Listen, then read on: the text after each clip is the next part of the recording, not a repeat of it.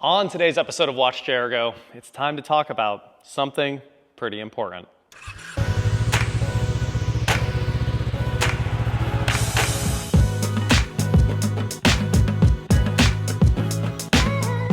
What is going on, guys? I am Watch Chair Go, and today we are here to talk about how I have worked harder than almost anyone else in the YouTube game for the last 4 or 5 years. Almost daily videos for 5 years. And there's definitely a few missing, but right now we're at like 1,450 videos, which is an insane number that most channels never get close to. In fact, most channels are absolutely huge, around 500 videos. Even that's a pretty high number. So I've been cranking it out for far too long. And that's not really the problem at all, but it does kind of create some cool stats. That's something like, I think, 21,000 minutes of video, 362 hours, or 10 Titanics worth of videos that I have created. And that's finished video, so you figure before that, you can just straight up double that. So something like 600 hours of videos that we've shot for this channel in the last 4 to 5 years. So it's been a long journey, and huge thank you to a lot of you guys. None of this would be possible without you, and obviously I wouldn't have kept making the videos without you. So huge thank you to you guys, the comments. We've had an amazing time together, interacting, meeting you guys in person, and letting you guys kind of sometimes guide the channel on the direction we're going. But along the way, it's become a lot of a grind, and a lot of people are obviously quitting YouTube. You've seen pretty much over the last 2 months, probably I'm quitting YouTube from a huge creator every day. And I'm not quitting YouTube. I'm gonna say that right now. I'm definitely not quitting, and we're not going to stop working on cars. But what has happened is we've bought a lot of cars for content, and a lot of these cars have been junk that I'm not interested in, I have zero passion for, and then we've fixed them and sold them for the channel. And that's not a big deal either, obviously, but the thing is we fixed them and made no money, and they suck the life out of you while you're fixing them. Just cars that I in no way care about. When I started the channel, when I really moved the channel to cars something like 5 years ago, we were going on rallies all the time, doing supercar stuff. No one watches that. It's really, really hard to make that content and get people to watch it unless you're DDE. So I have massive respect for them for, almost making daily videos as well and going out and turning supercar driving into videos that people watch, because that is an art in itself. People do not watch you drive cars. That's something that we've learned, and that's why we don't do anything with the cars anymore, which also has made working on the cars a drag, because we'll get them fixed and then we just sell them and they're gone. There's been some definite highlights to the cars we've fixed on this channel. The McLaren, the i8, well, Rich fixed the i8, but I did a couple little things and I love that car. It was incredible. Obviously the McLaren, I bought it to just absolutely trash it. And for some reason, that car was incredible, and I really do need another McLaren. The Maserati's been amazing. My twin-turbo R8 we rebuilt in the garage, another amazing car. And then other cars that we just, I got them home and I hated them, like my R32 GTR. That car, it's just generally not a good car. Please do not ever go buy an R32. Of course, I had an R35 at the same time. Having a car that's 30 years newer and 100 times better kind of makes the old one feel a lot worse. But 90s Japanese, we all understand what that is at this point. It's broken plastic, expensive, hard to find parts. And if it's, imported like an R32 GTR, good luck ever finding those parts. So it was fun, it made a couple fun pulls, and then after that it was never driven again because it just wasn't a good car. And there's been so many other examples of not good cars that I don't have a passion for. We've fixed something like 100 plus cars on this channel. Can you figure I make an average 3 videos per car? We've fixed something like 100 cars over the last few years. Just so many, finished project after finished project, and they're not small anymore.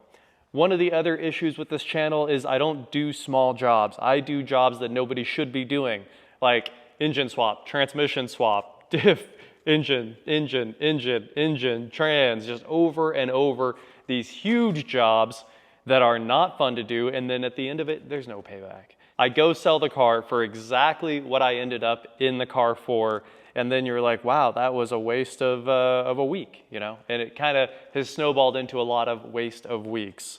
So with all of that said, I'm gonna try not to work on any boring cars anymore. We are no longer going to fix junk. Now, of course, we do know from video performance, not from the comments, but from every creator knows from video performance that you should obviously leave all the normal cars behind as soon as you can and move to just supercars. It's just a fact. The supercars actually do get views, but the double-edged sword of that is, I'm kind of giving away the whole YouTube secret here. The double-edged sword is, once you buy a $100,000 car, you're still gonna get 3 videos out of it, and they're probably not gonna perform that much better, but people will actually stay because they're actually interested in those cars. They're just so much cooler. Like, there's cool engineering in like a new Ford Focus. Like, it's cool to see the packaging and see how easy it is to repair and how far we've come from 20 years ago that, you know, every car is designed to be repaired at this point for the most part. And then you work on a supercar and you're like, oh, this is not fun or easy. But at the end of it, it's super rewarding. So the supercars are where it's at. There's no doubt, because all my passion is just supercars. I only got into this to buy an Aventador, right? Aventador, Huracan, those are the cars that, I'm working my life for. Once you've driven an Aventador, you'll understand there are definitely better cars, like a 911 Turbo S is a better car, but there's, something to be said about the greatest sounding engine of all time in an insanely wide chassis that feels wider than driving a dually. I've talked about how it's the greatest car to drive over and over and over. That's what I got into this for, was to buy supercars, and we've definitely got there. We started it out of the gate pretty much with the Audi R8. That was one of the big hits. And at the end of it, I was not happy with how that car performed. It didn't make any more power than my R35 GTR, so it got chopped immediately. Like, I never really drove it again. We made the one video where we made some pulls, and I took it to a trunk or treat thing and let kids get candy out of it, and that was it. Those were like the 2 times I drove that car after it was fixed. So, that's kind of, I needed to give you guys a little bit of insight to what I'm thinking all the time while I'm working on this stuff. And I'm like, well, here we go again. We're gonna buy this, we're gonna fix it, and then we're gonna give away all of my work and not make anything other than the videos and just have, my soul kind of sucked out of me. So that's what's happened over the last few years, and I've worked so hard to do it because we definitely make basically daily videos. But now it's time to talk about the change, and that is that we're going to be parting out a lot more cars. A lot of these boring cars that we've worked on over the years, especially things that people aren't excited about anymore. Like, I buy so many C5s and those don't really do well. It's a good car, it's a great car, but C5s from now on will simply get parted out because parting out actually makes money at the end of the day. Fixing the old cars basically never makes any money. The market's pretty weak for used cars, but the market for repair doesn't ever seem to be weak. And we're doing pretty well selling parts right now. We're on our second full part out here with this Mini. You can see this engine behind me. What'd we pay for this Mini? $1,200 as a favor, because the guy would have taken $1,000, but he said $1,200 and I just said yes. This Mini engine right behind me should sell for $4,000. And it was one day of work, and we only made 2 videos with the car. So going forward, you can clearly see my new brand behind me, Go Recyclers. We've got an eBay store set up for Go Recyclers. A lot of you guys are already following that. I'll throw a link in the description to the eBay store if you want to follow along on, I think eBay will notify you when we list new parts, and obviously we'll be listing all the enthusiast cars. There's just tons and tons of parts that have built up around here over the years, and all of that's going to go up for sale as well. Like, I've got old R32 GTR parts, boxes of BMW parts, just so much stuff that we've taken off, and of course I didn't throw away because I hoard these old parts. And this is going to let us it's going to create a lot of freedom for me by selling off all of those old parts that have stacked up around here for years. And it's also going to give us something to do that will actually be able to turn into a business. The next problem with YouTube, of course, is that I can make daily videos and pay my bills, and we'll be okay doing that forever. But who wants to do that forever? Who wants to keep having to go outside and make a video every day, especially when, like right now, there's not much to work on? I could go fix the fuel tank on the Maserati. That's like the last problem with the Maserati. So every day I wake up and I'm like, what could we go do? The Camaro needed a cigarette lighter. That's not a video. The Camaro needs the dash lighting fixed. That could be a video, but it's not exactly relevant to a lot of people because there's not a lot of people really working on 67 Camaros.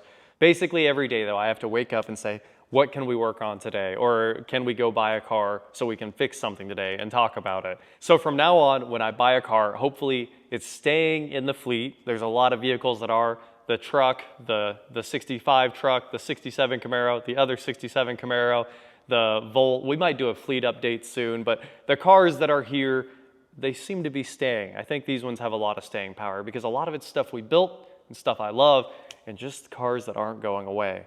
So we're gonna try to stop buying junk for no reason. Hopefully from now on, if I'm buying junk, it's coming apart because when it comes up, it's so much fun seeing how the car was built.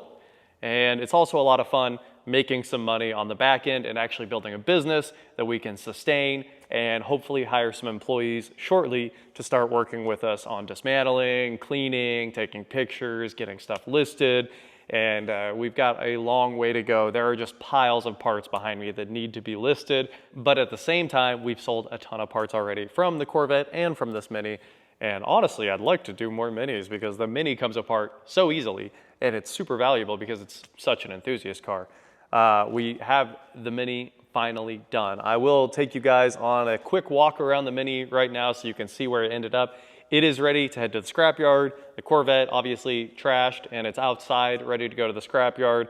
And we're gonna make a very fun video with that. Hopefully I'm gonna be doing more reviews because the other thing, if I'm not driving supercars, I love doing reviews. Reviews are actually fun and you don't have to spend, you know, what, $1 to $100,000 to make the video, or I guess $1 to $1 million if you're a Stradman, you know. The buying a car just to make a video has become quite the hassle. Pretty much the whole car YouTube game is I bought a new car just so I can make 4 videos, but man, is that an expensive way to operate. So that's the big change for the channel. From now on, we'll be running a salvage yard, not a chop shop. I keep seeing people calling it a chop shop. A chop shop is for thefts. You cannot call it a chop shop if they're not stealing the cars. That's definitely, I mean, you guys have played Grand Theft Auto or, you know, you've talked to the police before, right? A chop shop is when they're stealing cars and taking the parts off and selling them for almost no money. We're selling them at a premium. We're selling the enthusiast parts at the high prices that they deserve to fetch. So it is salvage yard go time. It's called Go Recyclers. Obviously, we'll still be fixing some cars too because sometimes we get opportunities to fix cars with the parts. Like we've got another Mini coming that should just need some of the parts from this one. And then it's a win-win, right? We get a cool Mini that's fun, fast, and we didn't spend any money on the parts because we already had them in the house. Here is the fully dead Mini Cooper S. We got the one good taillight out. I actually tried to pull the wiring harness on this, but it turns out there are no sub-harnesses. It is literally one piece. So I started pulling the fuse box and I was like, oh, there's sub-harnesses. Nope, it all just kept coming apart and turning back into one larger harness. I did wood screw this thing back together because there's no trunk latches anymore. Broken taillight, Cooper badges can go in the trash. We did find the damage that was causing this thing to steer with that rear wheel. Look at that. It's just the subframe in reality, and we probably could have fixed this, but that is insane. And like I said, I don't want to fix any more junk cars, so I need to stop. I see them and I'm like, I could fix that. We could have had a running, driving Mini Cooper S for, what, a couple $1,000s. But I'm glad we didn't. Here's another destroyed subframe bushing right there. You can see that one looks horrible. Obviously, the whole rear subframe was just folded up. Inside, you can see we took it all the way down to the carpet and the wiring harness. That's the only thing left in there. And like I said, I tried to take the harness and it just was not going to happen. And also, we broke a couple things on the harness, so I didn't want to save it. There were like 2 broken connectors. So if we jump in here, it was these pull-off tabs. And that's the reason I didn't want to save the harness, because the plastic broke on those 3 tabs. I'm sure someone would buy that, but at the same time, let's just not deal with that and send this thing off to get scrapped. So all of the trash from this car is inside it, of course.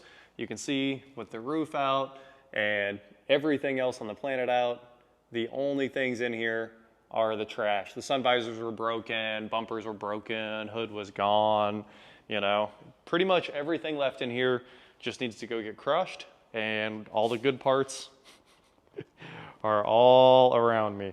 We are doing that thing where you keep every single bolt and box that up and ship it out. So if you need every single bolt for your Mini, it'll be for sale shortly, but basically everything in here will be for sale shortly, including ABS pump, the Harman Kardon amp, the speakers, the Harman Kardon speakers, all that good stuff. So that's the update on the Mini. We're waiting on a giant shipping cart. Once we have some of those U-line shipping carts here, we don't have the forklift here. And even if we did have the forklift, I don't have forks long enough. So we'll put those under the car, drop it down, and then roll them back outside. And that will let us get rid of the cars. We've sold an unbelievable amount of parts so far. I'm thrilled about that. We're working on getting all the processes down. So we're just getting better and better about this every day. And we got a few other things to do. Like we need to get an Automotive Recyclers Association membership, because eBay won't let us sell airbags without it. And I have tons of airbags, tons of good airbags. Like the mini bags are all in here. The old R8 compressors in here, starters from the Cavalier we parted out in that 1 hour part out video, more airbags, clusters, HVAC boxes, E-fans for days, because we needed E-fans on the S10, so now we can finish the S10. That's the only thing it didn't have was fans. So you had to always keep it moving if you wanted to drive the S10. So now we've got a bunch of fans. We're gonna put some fans on that truck with parts from the salvage yard. What a win. Anyway, that is it for today, guys. Thank you so much for watching. Don't forget to head on over to shop.watchjrgo.com for cool shirts, not like this. And please like, share, subscribe, do whatever you want to do, and I will talk to you next time. Also, I should have never sold my old building. We are completely out of space in here already. And I need, the problem is the old building only had 20-foot ceilings at the edge, and we need 30 foot at the edges. So hopefully the next step after this building, come along for the journey, because the next building will be gigantic. It will be like 30 foot tall, completely set up for just rows and rows and rows of pallet racking, and probably 500 foot long and 100 foot wide, something like that. Those are the specs we're looking at for the next building. It will be outrageous and hopefully big enough to, well, you know, as long as you have a football field of area, you should be able to get through some cars. A car an hour would be ideal. So a lot of process improvement, a lot of software we need, software that doesn't even exist. We got to create all that, but we're going to make this happen. It should be a fun journey. I'll take you guys with me on it. I know we spent all that time working on the lake house so we could rent it out, and I know all the comments that I would sell it when we were done. And now that it is the nicest house, how unbelievable that house is. It's 500 square foot, and it's finished like a, you know, a couple $1 million house, like a couple $1 million house in Kansas, not in California. Like that house is outrageously nice. We might list it. I think we're going to list it for $200,000. So if you're interested in a lake house, we might let it go. So shoot me an email or leave a comment. It's on Grand Lake in Oklahoma. Now everybody knows. You're 700 foot from the water. It's really nice. It's brand new.